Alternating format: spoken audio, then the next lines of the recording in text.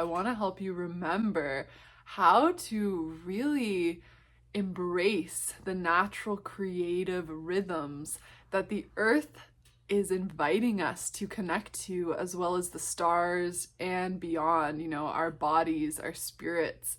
There are so many cycles and rhythms here on earth, and we can use them as a divine compass that is always beating, a drum beat, a heartbeat that is always there and is waiting for us to reconnect to it so that we can feel rooted in something, perhaps, that is beyond us. So that when we are, absolutely enamored and possessed by a creative idea, project, whatever it might be, that we can still have something to come back to. We still have an anchor out at the sea, the ocean, the wide mystery of our creativity that can help us not feel lost in all of it, that can help us stay rooted and grounded, and also give us permission to be our full selves and to not simply be this eternal sun or this eternal summer that is truly a myth. There are so many phases and seasons within this existence, and I feel like this compass, which I'm sharing with you in this video, is going to help you so much on your creative journey.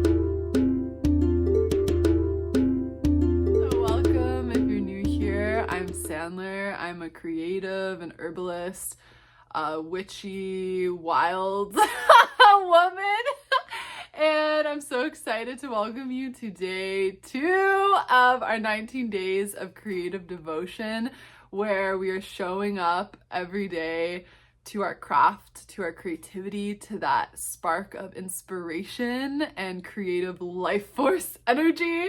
And yeah, I'm just sharing like what's coming through about creativity, and also really what Goddess Brigid during this really potent time of year, during this threshold time of Imbolc, like what she is inviting us into, and really just sharing these transmissions right from her. So let's light this beautiful candle. And I was feeling today like it would be so cool if whoever's watching this video is like actually working on their craft while they're watching this. Like maybe you're knitting or you're painting, or I don't know, even if you're just like setting up your creation space. I feel like that's such a vibe, and you can just like get your creative juices flowing while you're watching this video. So I'm holding that vision for you, whoever you might be. Today we're talking about the wheel of the year. But even beyond that, like how we can use the wheel of the year, as well as the various wheels and rhythms and cycles that occur here on earth, to support our creative rhythm and our creative practice. Because I feel like I never see anyone talking about this, and it's something that can be so supportive on your creative journey. So first of all, what is the wheel of the year? I'm not going to go too deep because I could make like 1,000 videos on this, and this has been something that, as an old soul, as someone who feels this call to return to more ancestral ways, and really this merging, I don't believe we should throw away all technology. Obviously, I'm talking to you on my phone, on YouTube. I think the internet is an incredible technology, and I'm all for innovation in the age of Aquarius, making that clear. But I do feel like there's so much wisdom and truth to the ways that our ancestors lived and the ways of the ancients. And as we continue to remember those ways, we empower ourselves, and we also reconnect to what it means, like what it truly means to be a human being and to live on this earth. So I have found one of these ancestral ways is attuning to the wheel of the year. And so this is essentially like seasonal living, but goes even deeper because it recognizes, like the one that I follow is kind of a compilation of different like harvest festivals, as well as just like celebrations, Sabbats, holy days, from mostly I'd say the lands of like Ireland, Wales, England, Scotland. But I'm sure there's so many different calendars. I mean, I'm also Jewish, and there's obviously like they're attuned to an entirely different calendar than what we know as the Gregorian calendar. So find what resonates with you, either like from the lands where you live or from the lands of your ancestors, or whatever is calling and resonates. But for me, I really love how this wheel of the year, it divides, it's basically into 6-week seasons. And it's really catching on these nuances of the turning of the times, of how we are always moving into different phases and seasons, and the energy in the land are speaking to us and working with us.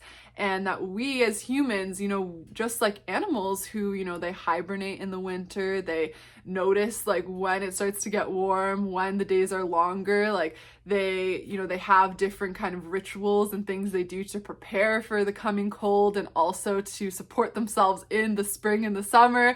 Like, we are also animals. We are also these primal beings on earth. And so we've just become separated because of the modern way we live our life, where for one, we're so separated often from the elements, like from fire, from, the oceans, from the cold temperatures in the air, like from the earth, and actually grounding bare onto the earth. And so we can start to attune simply by reconnecting to the elements, reconnecting to the seasonal shifts, and not resisting it, like still going outside in the winter, still going into the rain. I know I'm on the west coast of Canada here, and we don't have that much snow, but we do have lots of rain and grayness, and it can feel like, okay, I'm just gonna hibernate in my cave all winter. But there is such medicine the land still holds for us in every single season. And I think that's also part of this reclamation process of attuning to the wheel of the year, is that then we don't necessarily feel the need to like escape to Mexico or somewhere warm, or like we don't fear the winter, because we can still receive the medicine of that darkness, of that quiet. And yeah, that kind of just segues perfectly into how can we, use this wheel of the year as a tool as creative beings. And I also felt so called to mention that the wheel of the year's one template is the earth template of the cycle that is occurring every single year over and over. We're spiraling, but then we also have so many other cycles. We have the cycles of the stars, which I know for me, I feel like I came into this life very much seeded from the stars, but that's just another cycle, and there's so many cycles within that of all the different planets. And so as you kind of get to know the energies of the planets, and get to know what is Pisces season, what is Aquarius season, you get to know these cycles of the stars. And then beyond that, as a woman, reclaiming my cycle, my menstrual cycle, really understanding, okay, yeah, I'm in my luteal, I need more rest, I need to give myself space when I feel irritated, or more nourishment, or whatever it might be. We can support ourselves when we're aware of these cycles, and at the same time use it as a tool. Okay, I'm on my bleed, I'm in this void, I'm gonna let whatever comes through come through, and I'm gonna give myself space where I don't have to do much. And this is mirrored in winter, and this is mirrored in the dark moon, in the moon cycle, and this is mirrored in astrology. I'm trying to think of what you would feel that in that void point when maybe when a planet goes out of balance. So these cycles are all very different, and they all have a different rhythm, and yet they all also mirror each other in this incredibly beautiful and wow, how can we deny God? Because it's all so beautifully, divinely orchestrated. But yeah, to anchor back into what I want to share with you as an artist, as a creative, or maybe just someone who's curious to deepen into their creativity and really deepen into how they can fully support themselves as a wild, creative being. I think what is so important is the video I shared yesterday about, showing up every day to your practice. I think that there's so much nuance with this, because especially as a woman, but also as a human, we're not the same every day, and we're not meant to be. But also we need to give ourselves permission to have those seasons of winter, to have those seasons of spring where, yes, there's all these new ideas, there's all this new life, there's all this in the air. And then also of autumn, when things are dying away, and when we're connecting to the ancestral realm, to the liminal, we need to give ourselves permission to have seasons in our creativity, like in the processes we're going through, in the influx and the outflux and the ebb and flow of our creative energy.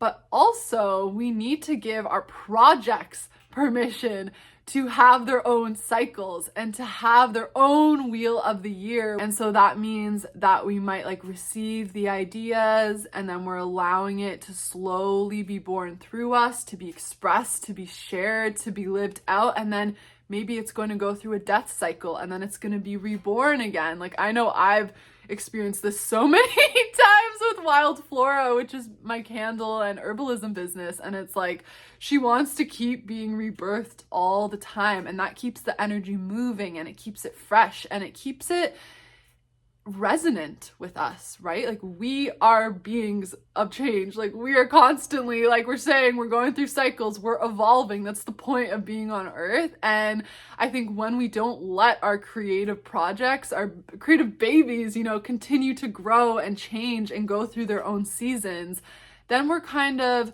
creating this stale energy, and we're kind of forcing ourselves to stay in this container that doesn't change, which is unnatural in my opinion.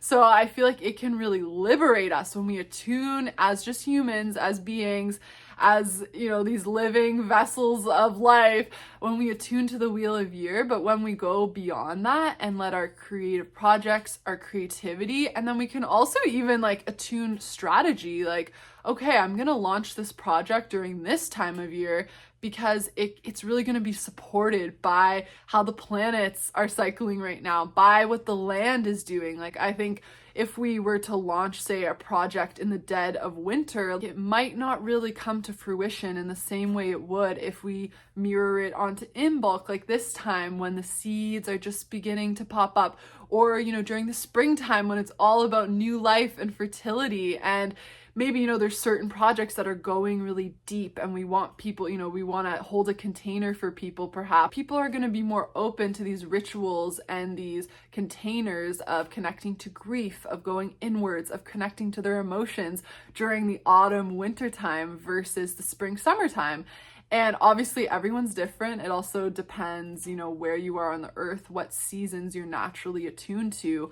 But I feel like there is so much wisdom and support that we can receive from these cycles, even if it's simply just a permission slip that, okay, you know what, you've been really good at showing up to your creative practice every day, but today, maybe it's winter and you're bleeding and like you're on your period, and you just want to do absolutely nothing. And that's great. Like, you don't have to force yourself, because we are so brainwashed and conditioned and kind of like forced to believe that we have to be productive and do all the time. And maybe for some men that works because they have their, you know, their rhythm, their bodily rhythm is like a day cycle, is the sun cycle, versus for women, we have more of that moon cycle. But yet still, we are all attuned to these seasons and the wheel and the stars and everything beyond. And so I really feel that we reclaim a part of ourselves. We reclaim the ancient fire within us when we choose to be aware of these cycles, and we choose to attune. We choose also, you know, to notice, like to begin to notice what plants are around during this time, what animals are really calling to me during this time and wanting to guide me during this season. Like, what do I feel called to eat? What do I feel called to do? What kind of energy am I feeling? You know, am I more in those grief portals, or am I more in the joy? So it can go like as deep as you want, or it can also be so simple of just recognizing, okay, you know, it's the winter solstice.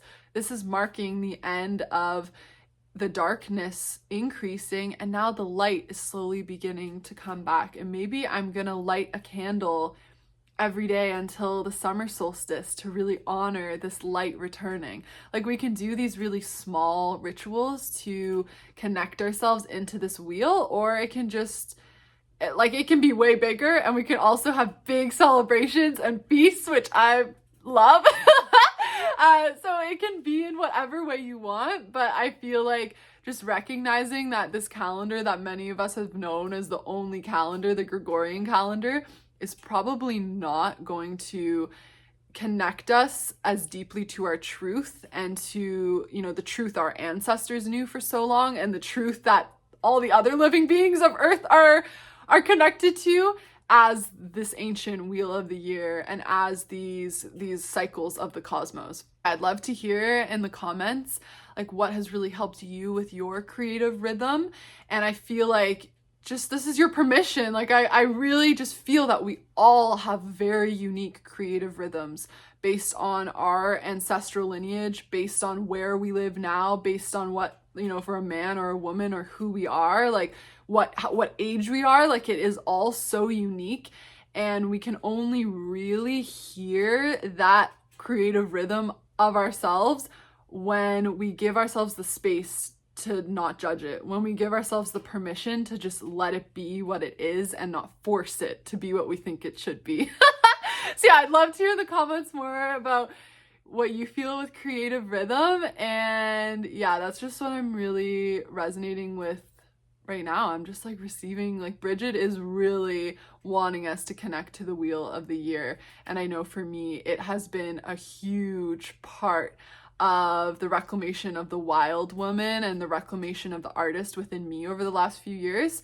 So yeah, I'd love to hear if you resonate as well. And yeah, I hope you have a blessed, beautiful day whenever you might be watching this, and I'll see you tomorrow.